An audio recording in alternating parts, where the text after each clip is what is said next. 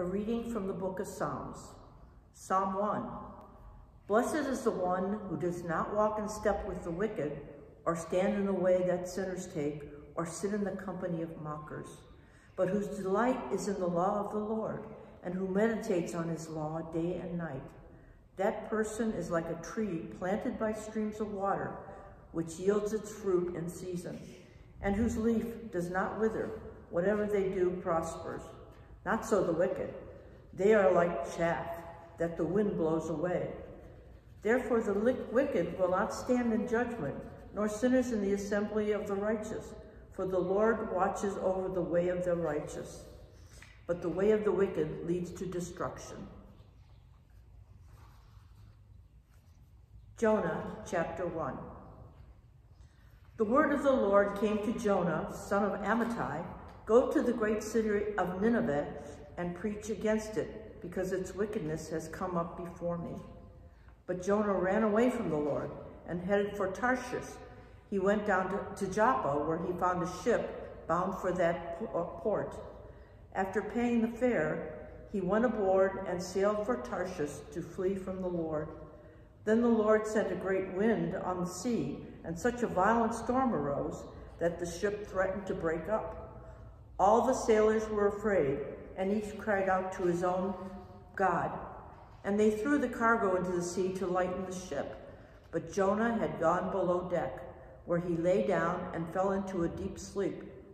The captain went to him and said, "How can you sleep? Get up and call on your God. Maybe he will take notice of us so that we will not perish." Then the sailors said to each other, "Come, let us cast lots to find out who is responsible for this calamity."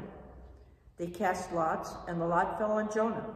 So they asked him, "Tell us, who is responsible for making all this trouble for us?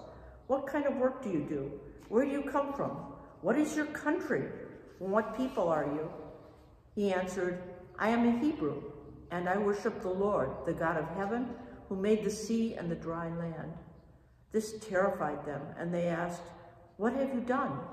They knew he was running away from the Lord because he had already told them so. The sea was getting rougher and rougher, so they asked him, "What should we do to make the sea calm down for us?" "Pick me up and throw me into the sea," he replied, "and it will become calm. I know that it is my fault that this great storm has come upon you."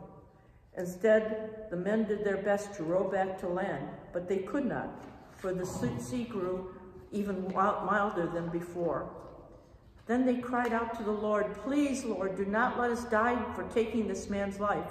Do not hold us accountable for killing an innocent man, for you, Lord, have done as you pleased." Then they took Jonah and threw him overboard, and the raging sea grew calm. At this, the men greatly feared the Lord, and they offered a sacrifice to the Lord and made vows to him. Now the Lord provided a huge fish to swallow Jonah, and Jonah was in the belly of the fish 3 days and 3 nights. Here.